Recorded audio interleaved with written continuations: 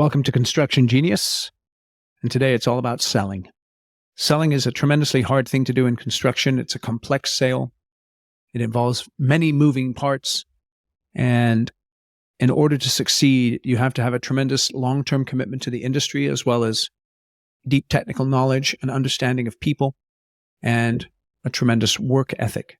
My guest today is Sean Ginsburg, and Sean is an expert in high-ticket sales and has a track record of helping businesses in terms of modern sales methods that are grounded in psychology and have generated millions in commissions and have transformed sales teams into high-performing units. Now, Sean doesn't have a construction background, but that's completely okay because the psychology of selling translates across all industries. And what I do during this conversation is I take what he is talking about and make sure that I'm applying it specifically into construction. And right out of the gate, I want you to know that there's three key takeaways that you can glean from this conversation. Number one, you must train and practice your sales skills. Number two, you have to work diligently to fill your pipeline. And then finally, number three, you must follow up with the people that you're selling projects to. Take those three things in addition to a variety of other insights that Sean shares, use and apply them in your business, and it will transform your selling. So let's dive in right now to my conversation with Sean. This is Eric Anderton, and you're listening to Construction Genius, a leadership masterclass. Thomas Edison said that genius is 1% inspiration and 99% perspiration. If you're a construction leader, you know all about the perspiration, and this show is all about the 1% inspiration that you can add to your hard work to help you to improve your leadership.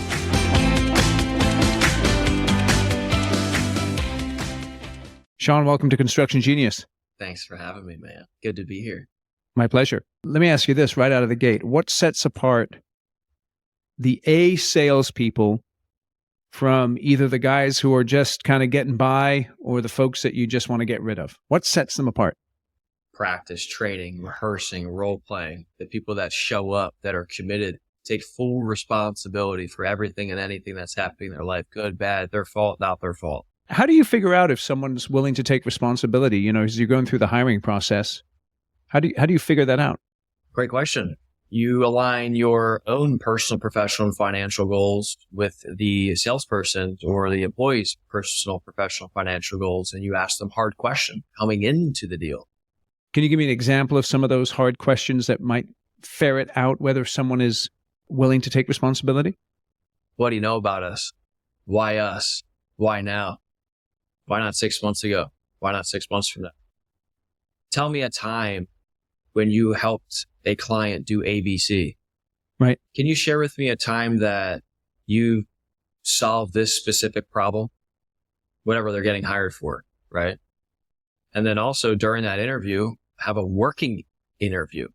If I'm hiring a salesperson, they're getting a phone, they're getting a list of 30 to 50 leads, and I tell them to call the list 3 times. And I want to see whether or not they can, Yeah, it's interesting. I remember many years ago, I was getting hired for a sales position, and they used a script in their sales presentation. And so they had me memorize a 30-minute script prior to hiring me.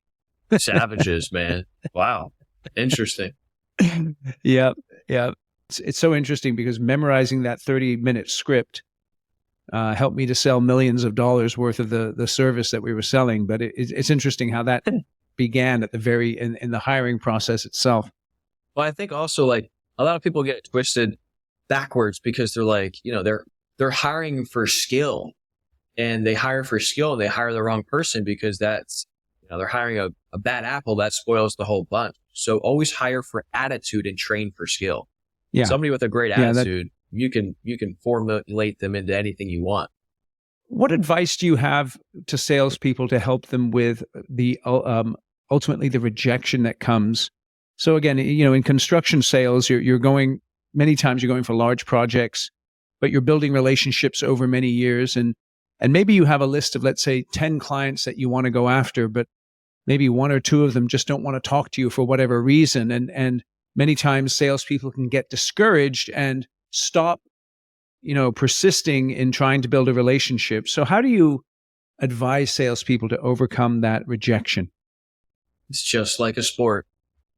Whatever sports I do a lot of jiu-jitsu. I train 5-6 days a week. White belt to black belt. You're going up against a black belt and you're a white belt. Guess what? You're going to get choked out. The people that you're trying to help sell to, they're black belts and learning, or they're sharing with you how to say no. You need to get them to say yes. So you got to train, you got to practice, you got to role play. You got to know your craft so well that you should expect them to tell you no until you provide so much freaking value that they are like, dude, I got to go with this guy because they're the best option. Right? So it's constantly learning what it's going, like you got to get punched in the face 1,000 times to understand how to not get punched in the face and block it and dodge it. That's interesting. So tell me a little bit about why you got into jiu-jitsu, and then what are you learning about selling? You've touched on it, but what are you learning about selling from the practice of jiu-jitsu? Well, I wrestled for 13 years as growing up.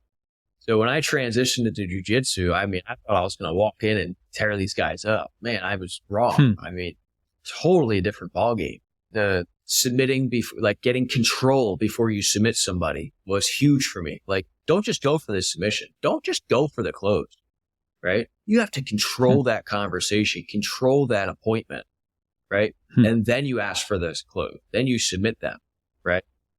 So when you're transitioning between these roles and you're flowing and you're in the state flowing, right? And you're finding these submission.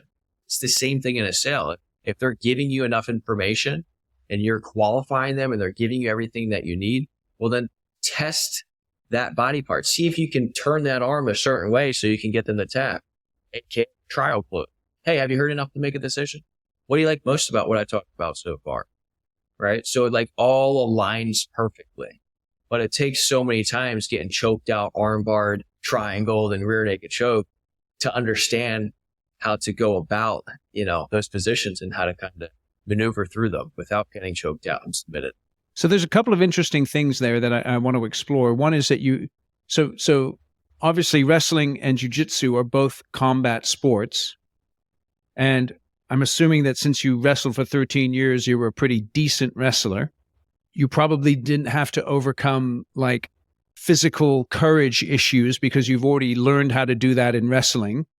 But you had to sort of become a child almost and have that beginner's mindset as you shifted into jiu-jitsu. So let me ask you this. What did your coaches or your mentors in jiu-jitsu sort of begin to talk to you about, particularly if they knew that you came from wrestling? And so it wasn't just if it was me, right? I've never wrestled. I've never done any combat sports. So there'd be a big difference, me walking in off the street and you. So explain that a little bit. Yeah. Wrestling, it's more like I explain it like checkers. It's so fast. It's the best workout in the world. You're tired, man. And jiu-jitsu is much more laid back. It's much more strategic. It's much more like chess, literally human chess. If you move the wrong way, you're going to break your leg. You're going to break your knee. You're going to break your arm. So some of the things I picked up, it's just the same thing in sales. If you're not asking high quality questions, you're not going to get the deal. You're not going to get them to take you serious. You don't roll specifically in a way where you're tight. You're constantly moving in a certain way. People will be able to use those openings for otherwise a way to get through to you, right? Meaning they're going to pass your guard. They're going to be able to choke you out. They're going to be able to submit you, right? So I think it's a lot of the discipline too. Showing up every day. Wrestling was hard, man. Losing weight. I'd lose 20, 25 pounds in 3 or 4 days for tournaments. That's not easy. So showing up for practice while having to do that, going to the steam room, sauna, running with trash bags on. It's a practice. It's a discipline. Same thing with Now it's interesting though. Let me just ask you this. So it's funny, you describe wrestling as checkers, jiu-jitsu as chess. And that immediately popped into my mind that selling a construction project is way more like chess than it is, let's say, selling a simple product, and both of them require skill and both of them require a certain mindset. But, when you're selling a car, let's say, that's probably more like checkers. But if you're selling a construction project where someone's going to commit to, tens of millions of dollars and a long period of time, that's way more like chess. 1,000%. Your follow-up strategy is going to be way different. It's like trying to sell. It's a whole nother ballgame. Like, you have to follow up, have to be a person of interest. You have to be a person of authority. You have to have the credibility, the conviction, the certainty when you speak. This isn't like you're selling a car, you're never going to see them again. You should be wanting to stay in their life for the next 10, 20, 30 years.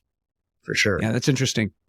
I think that's one of the keys to success in construction sales, particularly.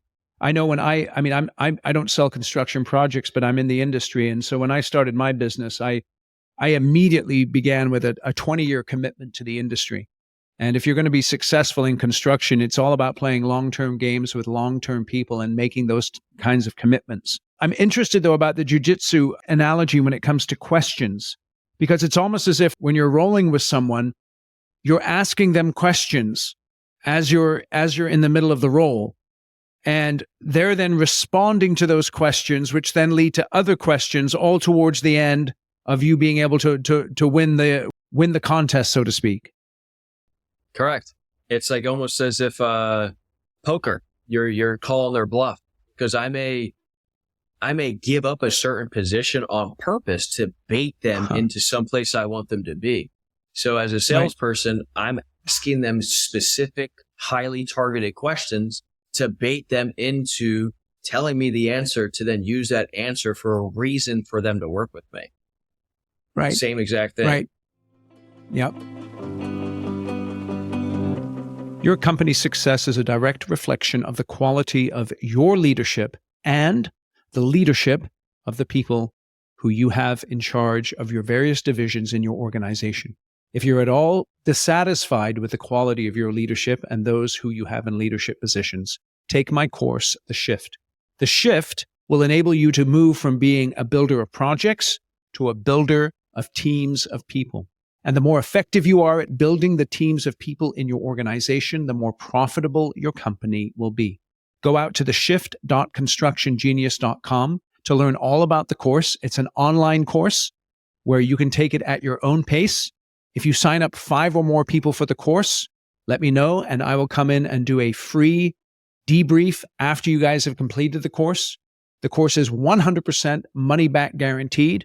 It is all killer, no filler, and it will change the way that you lead. So go to theshift.constructiongenius.com. Check that out. And now back to my interview with Sean. So it's interesting, right? Because in jiu-jitsu, where the analogy breaks down in jiu-jitsu, I'm looking to defeat someone, which is fine because we're both agreeing that as we're coming into this bout, one's going to win and one's going to lose. When it comes to sales, and particularly construction sales, because again, you're building relationships with people and you're not just, giving them a widget and, all that kind of stuff. You're not necessarily looking to defeat them. What you're looking to do is to convince them, to assure them, to persuade them. So how does one go about doing that in an effective way, particularly when a sale is complex and high dollar like construction? So I use a core jiu-jitsu principle, and I apply this to high ticket sales and business, right? It would be like, number one, it's position before submission. Like you got to control the frame, before closing the sale. So if you don't control the negotiation, you'll get submitted, right? And what you negotiate is what you're worth, right? So that's why you see everybody going down in price and I want the least bidder, right? So you learn how to dominate conversations before going for the close. And then number two, like in jiu-jitsu, energy conservation and leverage. Work less, that translates to work less, close more. So leverage high-level psychology and automation so deals tap out with minimal effort. You really have to do much because you've already established your credibility, your authority, the reward, the certainty, conviction, and confidence that you have, right? And then you're building a sales system that works like a tight triangle choke, right? Once they're in, they're done, man. They're like, to go with this person. And then number three, you're going to flow with resistance, right? So in jiu-jitsu, I'm constantly flowing. But once I flow and I find myself in a bad spot, I'm now resisting. right? So I turn those objections into buying triggers, right? So use soft power to roll with objections and turn resistance into revenue, right? So transform those hardest objections into submissions, aka closed deals. Okay, so let's talk about that then a little bit. When you started talking about work less, close more, I immediately began to think about how many people in business development, they waste their time either speaking to completely the wrong person or, and when I say that, a lot of business development people spend time talking to other business development people in their field who are never going to buy anything from them, right? Or they're talking to the right company, but they're talking to the wrong person within that company. And so I know many salespeople, they make these tremendous presentations and they go for a close or they go for the next step. And the person says, well, I need to talk to so-and-so before I can even, make that decision. They've been talking to the wrong person. So can you give me some practical ways that a salesperson can conserve their energy, so to speak, and work less, but have more impact? Well, number one, you need to have full commitment on building an abundant pipeline. You have to have so many people in your pipeline that you're not scared to lose a deal. So no one thing blows a deal is what I picked up along my journey. Meaning you could say anything to these people. Nothing will blow the deal. If it blows the deal, it was never a deal in the first place. They're not willing to answer your hard quality fact-finding questions to make sure that this is the best use of their time and yours, then your pipeline's not full enough, right? So fill your pipeline and then make sure you're talking to the right people because there's 7 requirements to closing the sale. These 7 requirements, if any of the ones are out, you're not going to close the sale. So number one, you'd have to have the decision makers, other than yourself, who would be in charge of making a decision or who else would need to see this to make a decision? Right. Number 2, the wherewithal, they gotta qualify, man. They gotta have the money. They gotta have the wherewithal. Number 3, they have to be sold on the product, sold on you. Right? Yes. Confidence in them. They need a written offer and they have to have the urgency to buy or urgency to move forward with your service or product. So you're prospecting and any one of those are out, it's going to be really hard for you to forecast how many deals you need to get in order to hit your targets. So let me make sure I've got those 7. You got to have the decision makers. You got to have the money. They've got to be sold on the product. There has to be a written offer. That's number 4. What's 5 and 6?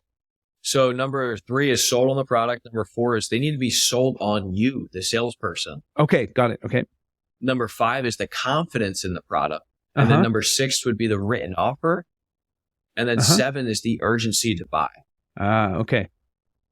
And the only reason they wouldn't be sold on you is because you're not sold on your product. You're not sold on your company. You're not sold on why you do what you do. So you have to go recommit to your product or you need to leave because it's not the right thing for you to sell in the first place. That's why you probably won't get any close. Yeah, so let me just shout out to the construction folks listening. Some of your best salespeople are going to come from the field, and they're going to come from project management because they understand the work really well. And if they've worked with your company for a period of time, they're committed to your organization, so they're going to be advocates for your company. Now, if you bring in someone from the outside as just a business development rep to generate leads, one of the best things that you can do is actually pair them up with a project manager and even a superintendent and a foreman and have them do job walks so they get a real sense of what it is that they're actually selling. Get them a pair of boots and a hard hat and bring them out to the job site so they can see how things flow. And that even if they just have a little bit of an appreciation, it can help them with their conviction and their confidence when they're going out and developing business for you. I have another question though, and that's flowing with resistance. It's a great analogy, right? So you come across resistance, and many times in sales, when I come across resistance, I interpret that as rejection or a lack of interest, when in fact resistance can be an indication of interest, because if there wasn't that resistance, if they weren't interested, they wouldn't even give you the resistance. So when I come across an objection, how can I frame that in my thinking so that I'm confident and willing to go through the pain of overcoming that objection? Well, most objections are complaints, and they should be reasons to close. They should never be reasons to stop a sale from happening. Most people think clients stop sales from happening, but salespeople stop sales from happening. So, when people Tell give me me what you mean by that. objections, so salespeople would handle any objection that I'm not handling no objection until I validate that it's a real objection. So the secret to handling objections, there's never more than one objection ever. So if they give you the price, the time, the money, they give you a stall, there's never more than one. So there's one thing, and you got to get, as a professional, you have to get down to the one thing that's stopping them from moving forward. Right? Why do you say there's never more than one? Because there's not. If you get down to the one thing, it's never 5, 6 things. It's not. That's why most people pull out their objection handling sword and they're handling all these objections. No. Right. If you go through the rules of handling objections, right? If you isolate those objections and you ask them harder questions about what they're saying to you, then you'll understand what's the real reason they're not moving forward. So there's 4 categories of objection. You have the product, the time, the money, or a stall. Or you have the 5th one, which is the unspoken, which is the most dangerous because they're not telling you why they're not moving. So you get if you say it's the timing, man, we can't get this project done right now. It's just I totally understand. Is there anything else that would hold you back to start it? No, that's it, man. Okay, but come on, man, there's got to be something else. No, it's really just the timing. Okay, if I snapped my fingers, it wasn't about the time. Is this the right thing for you to do? Well, no, it's not. Now I know it's not the right product. If it is, then you have to figure out why the timing doesn't make sense and how you can work on it. If it's it's the timing. Well, look, man, it's the money. It's the I got to talk to my other business partners. I just don't know what to do right now. Yeah. I totally understand. What's the one thing that if we solve for you right now and snapped our fingers, you would get started with us? Well, it's probably the money, man. It's too much money. So if I solve the money, the money didn't exist, you would do this. Man. Okay, good. Well, what do you mean when you say it's too much money? Right now I got the thing. Now I can handle it. Yep. All right. Hope you're enjoying my conversation with Sean. Quick break to talk about my book, Construction Genius. And this book is cool because chapters 11 and chapters 12 are about sales and marketing, specifically for construction. So as you're listening to my interview with Sean today, I know there's some key insights that you're gleaning about sales. And for even more insights that will impact your selling in construction, you've got to buy my book and read those 2 chapters. In addition, you're going to get leadership strategy advice that will transform the way you lead your company. And finally, I'm so confident that you will enjoy this book, that if you buy it and you don't like it, send me an email, eric@constructiongenius.com, and I will refund your money 100%. No. I'm going to do it. I'm going to do it 200%. See, the book is $19.99 on Amazon for the paperback. If you don't like it, let me know. I'll Venmo you $40. With $40, what can you do? You can get a latte. You can go out to lunch. Dude, you can do a lot with $40. But you're not going to need to get a refund because my book is all killer, no filler. But if you do, you can always get one. All right, back to my conversation with Sean. As you're saying this, one of the things that bad salespeople do when they hear an objection is they speed up. Whereas what I'm hearing from you is when you hear an objection, you need to slow down. Yeah. Slow down and listen to them. Those salespeople don't listen. You have to sit and listen to them and acknowledge their objections or their concerns, and you need to help them. An objection is a question in the mind of the consumer, and they're really wanting to work with you. But most people see it as a way for them to stop the sale from happening. No, you're going to stop the sale from happening because you're not trained and you don't know how to handle it. If you know how to handle it and learn how to solve the problem they're going through, it'll help you sell more product and services. Right. And here's the secret. The way that you have to handle objections is by asking hard questions and listening very carefully. Correct. And then you're using the information for them to make the decision. You don't make the decision. We're not selling anything. Selling's not telling. Selling's asking great questions. Right. Yeah. So if you ask them the questions that lead them to the answers that ultimately will help them make the most wisest decision, that's how you're going to get them to sign up. but then it's also asking for the sale confidently with the conviction and certainty that comes from you, that energy exchange, right? So if you know it's the right thing for them to do and they're like, yeah, you know what? No, you have to ask. Most salespeople don't ask for the sale. Right. And I want to cover something on objections real quick. There's, most objections that the salesperson gets is the same objections that they give. So how you buy from others is how others will buy from you. The objections you get are the objections you probably have someplace in your life. You have some type of commitment or agreement with them. So, you don't handle them internally. You're always going to get those objections. So if you go out and you spend money at a restaurant, it's $250 the bill, and you're like, that's a lot of money. Promise you're going to get people out there in the field that say it's too much money. Yeah.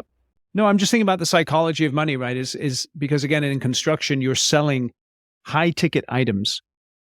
And there's something about you being able to be comfortable yourself with buying high ticket items if you're going to sell high ticket items. Correct. That's a powerful insight right there. You can't ask somebody to do something that you're unwilling to do because you don't believe it. If you don't believe it, you're not going to be able to confidently, with the certainty and the conviction, sell that person because it's the right option for them because you don't believe it. And they're going to pick up on that. So this is the thing. Let me make a point here and to the audience. When you're putting together a pitch for a project, and let's say you have an engineer in there who's very technically savvy, or you bring in someone from the field, like one of your supers or your foreman, I promise you that when you start talking about the money, if you get to that point in the presentation, they're going to be overwhelmed by that because they can't even fathom the dollar amount. And so that's why it's really important for you in the stages of the sales cycle where money is going to be discussed, that people are in the room who can actually handle a money discussion. They're not going to be blown away by the numbers. They're going to be comfortable with the amount of dollars that need to be spent. Because if you leave people in the room who aren't comfortable with big ticket items, then you're going to have a tough time selling those big ticket items to your clients. And to piggyback on that, personally, I like to bring up the price up front. And then I like to show the value. Listen, here's the price. I want to get the price out of the front so I can show you the value. Because why spend 45 minutes to an hour demonstrating to them what you're going to do and then give them the price and they say no? I'd rather handle all of that up front to either find out that this is not a deal or B, go prospect for a better quality appointment. So I'm going to say, hey, this is the price. And then I'm going to show the value why it's that much and justify the value by demonstrating why it's that much. Yeah, it's interesting. Okay. So as we're wrapping up here, Sean, a tremendous amount of insight. Give me 2 to 3 things that a high ticket salesperson needs to focus on every single day if they're going to be successful and build a long-term career. Number 1, train, practice, role play, rehearse, record yourself. Number 2, fill your pipeline. If you are not lead generating every single day from a certain time to a certain time, you are dead. You are drowning in the ocean. And number 3, follow up. Fortunes in the follow up. 2% of your sales take place on the first contact, and 80% of your sales take place between the 5th and the 12th contact. So you have to follow up. Okay. For anyone listening to the podcast right now, if you take those 3 things, train and practice, fill your pipeline, and follow up, if you take those 3 things and diligently apply them for the next year, you will see your sales efforts completely transform. And it has nothing to do with how charismatic you are.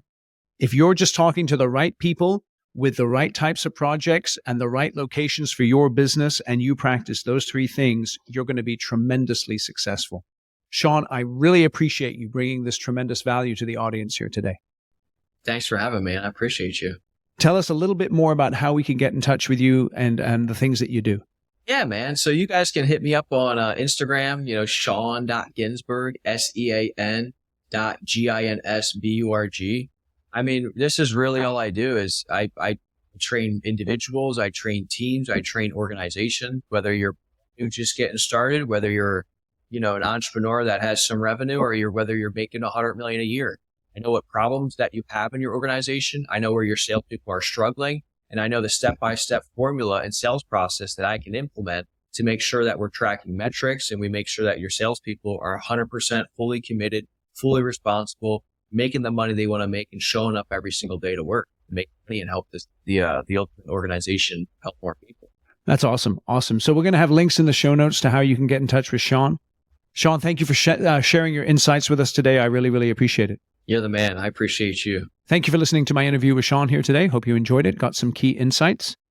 If there's one thing you take away from it, it's this: with your salespeople. Train them, make sure they're working hard to fill up their pipeline, and then make sure they're following up.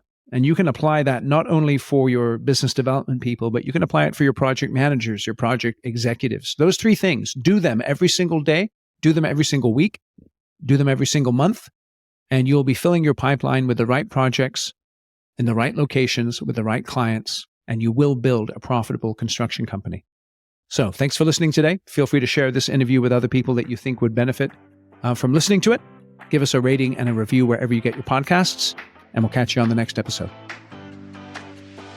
Thank you for listening to this episode of Construction Genius. Hope you found that 1% of inspiration to help you in the next few days. If you like the show, please give us a 5-star review on iTunes, share it with other construction leaders who you think would benefit, and always remember that the show is brought to you by Kick-Ass Meetings. I've been working with construction leaders since 2004, teaching them how to run extremely effective problem-solving meetings that gets their people collaborating, taps into their creativity, and to get yourself a free copy of the Kick-Ass Meeting Report, go to www.ericanderton.com/kickassmeetings. Grab yourself that free report, read it, use it in your business. You'll find it extremely useful. And thanks again for listening.